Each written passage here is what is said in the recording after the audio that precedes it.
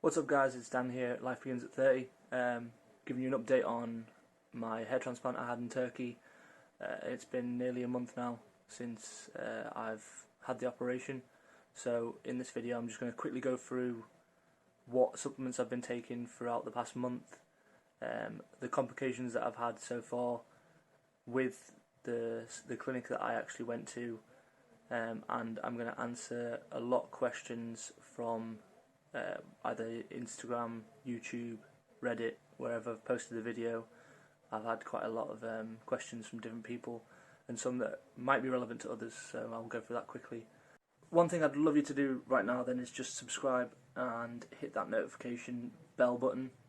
I think that's what it's called these days, and that will at least give you a notification every time you get another one of these updates as to how the progress is. And make sure you just like the video so that the reach can be expanded to other people like yourselves who are watching these videos and they want to get some insight on hair transplants.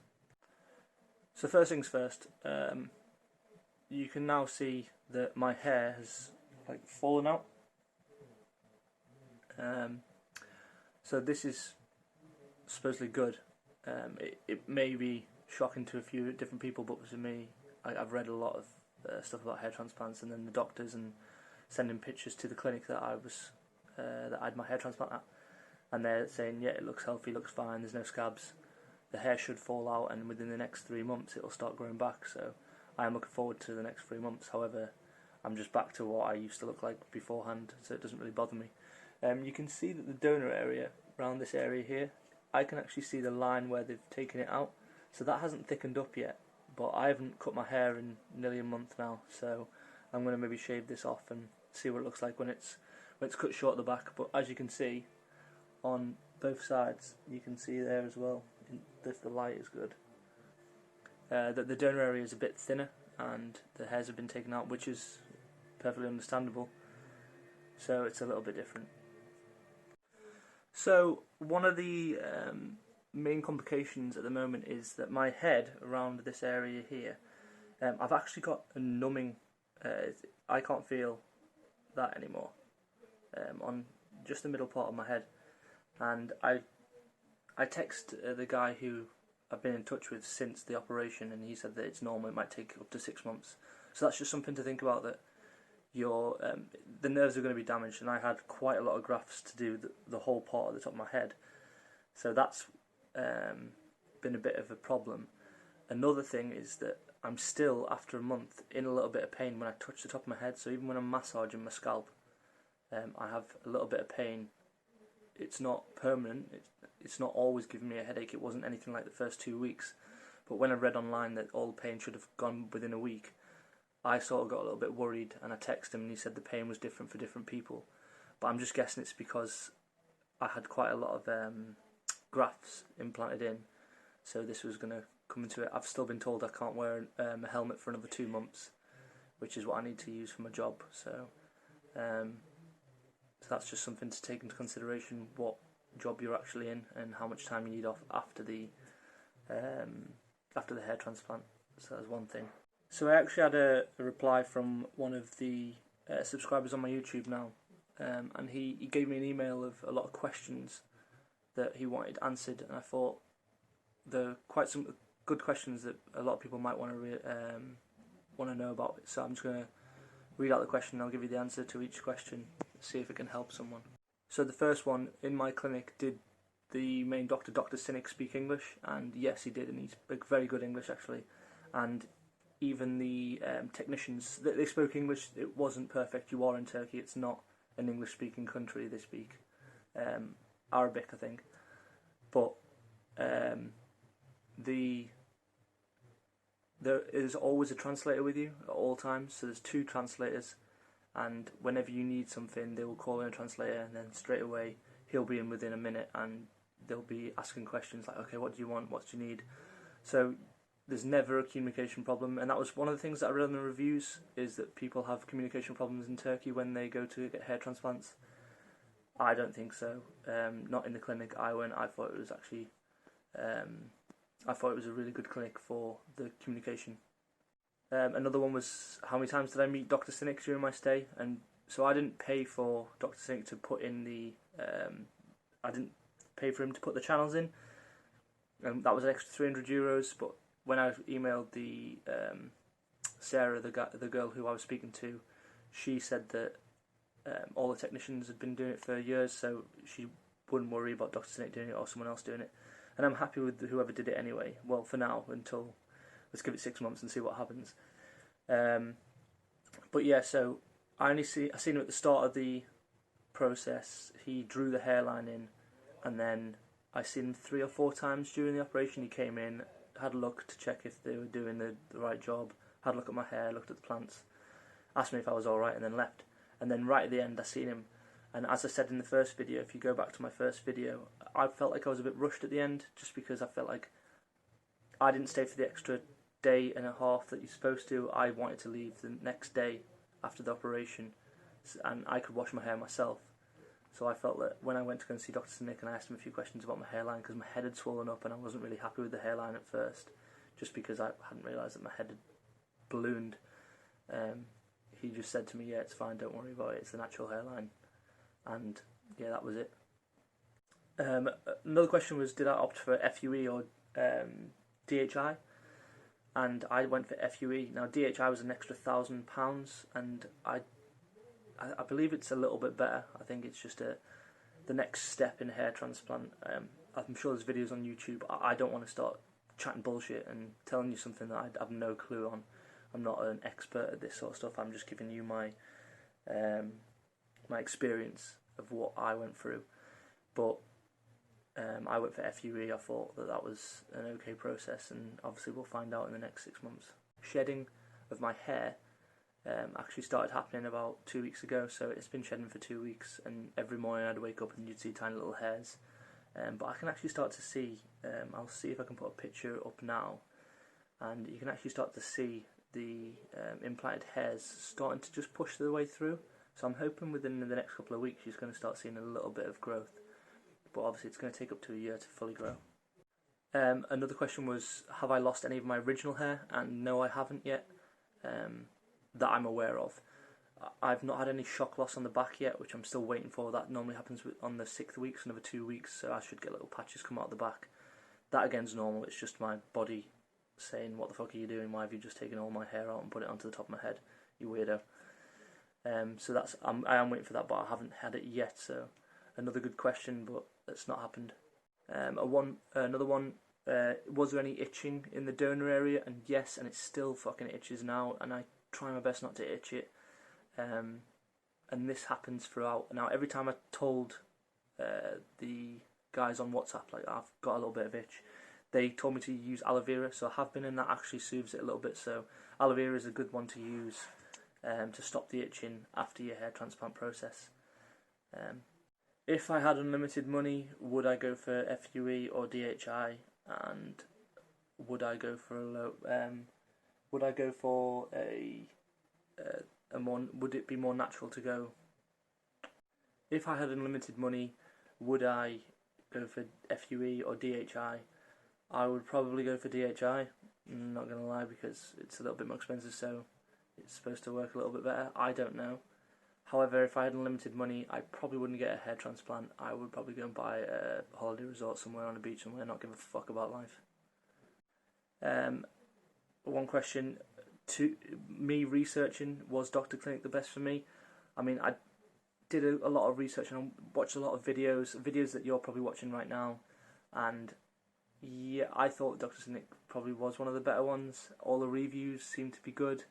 However, the one thing on the reviews is, and this is quite important, is when I got to the end of the clinic, they really pushed to ask for reviews, and I said no, I'm not reviewing it until I've actually seen progress. So why would I review? Yes, okay, that it was a really good stay, and it was professional, and the place was clean, and all that sort of stuff. However, I'm not going to review for a hair transplant before I even see any progress in hair. Now, I can tell that a lot of people review that place before they've had the actual hair come through, because you can tell through all the reviews. But that's the same all across Turkey.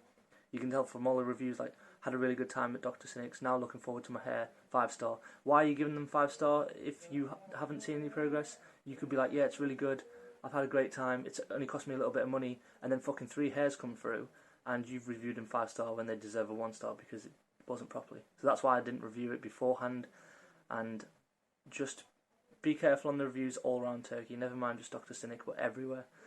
I'm not saying that all of them are like that, but from the ones I researched and the research that I did and that I looked into, I thought it was a bit, you just got to be a bit careful. How satisfied am I with the operation?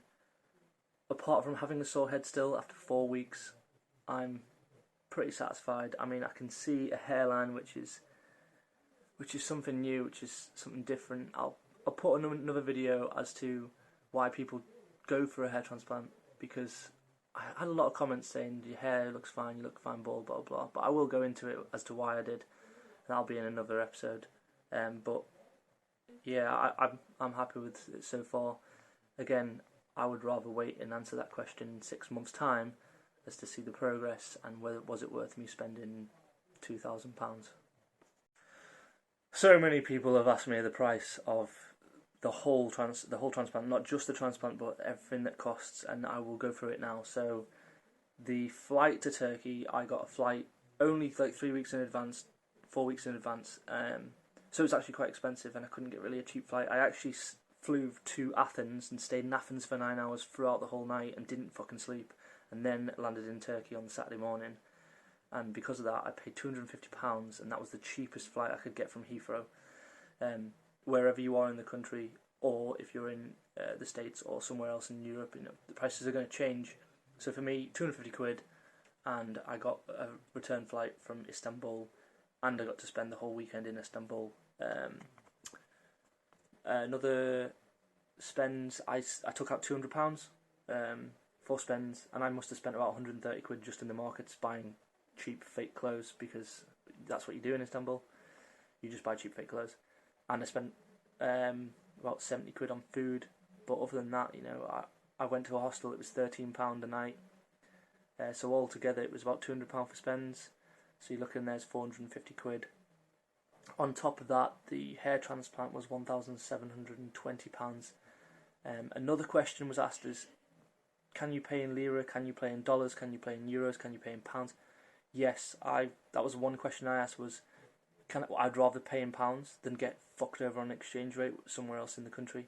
So I'd rather just withdraw it in my country, take over. Yes, I was a bit weary that I'd taken over £2,000 in my fucking satchel or manned bag or whatever they're called these days. And I took it out, paid them in pounds, so I didn't have to exchange any rates. They exchange it themselves. They probably have an exchange place that they can do. And then I asked if you can pay in euros, and they said yes. So I'm gonna guess that they can pay in US as well, US dollars. So we'll have a look at that. Okay, so moving on from the questions. I mean, if you've got any more questions, please do comment in the comments below, and make sure that you just, if you want me to. So if you've got any other questions, please do comment below, and I'll do my best to answer them and make another question and answering video for you if there's any new topics that come up.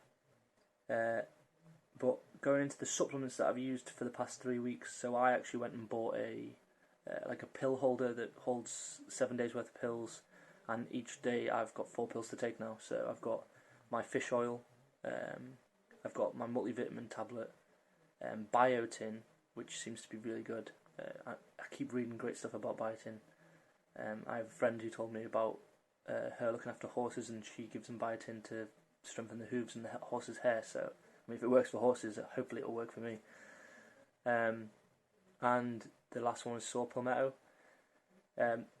When I spoke to a doctor the other day about me taking saw palmetto, he just said, be careful because it's supposed to reduce the size of your prostate, so maybe in 40 years time, I don't think I'll live that long, but maybe in 40 years time I might have problems, who knows, with my prostate. But I'm only going to take that for 6 months and just see how it is. One thing I have, well, you probably realise I've got the fucking worst facial hair in the world, the shittest goatee ever going. However, since taking this sort of stuff, I've started like sprouting hairs in the side of my face, which is rather odd because I've never sprouted any hairs there before. So I don't know if that's affecting it or anything. I will look into that and then review that in a couple of months' time if it actually is that or if it's just my fucking body being weird as fuck. So again, I hope that's helped some people, even if it just helps one person. I mean, the comments, they do mean something to me when someone comments down below and says like, this video has really helped me make my decision on to where I'm going to go or whether I'm going to do it. You know, that's why I'm making these videos. It's not for any personal gain for Dr Cinik. I'm not making fuck all. I'm not making money. I'm just doing this because I was helped by other people making videos, so I'm hoping to help other people. So do comment below. Please do like the video as well, so then it can be it extends the reach to other people, and subscribe to my channel. And I'm just going to keep on giving updates, hints and tips as to things that I've used that are going to help out. Obviously, if you've looked at my playlist, there's me building my own camper van, so I'm putting videos up of that. In 9 months' time, I turned 30, which is the reason why I've called this channel what it is, and I leave this country to do a world tour of travelling. So I'm trying to do all these operations before I leave this country, and then it's all set for me to turn the big 30 and leave. So please subscribe, and I hope you enjoy these videos.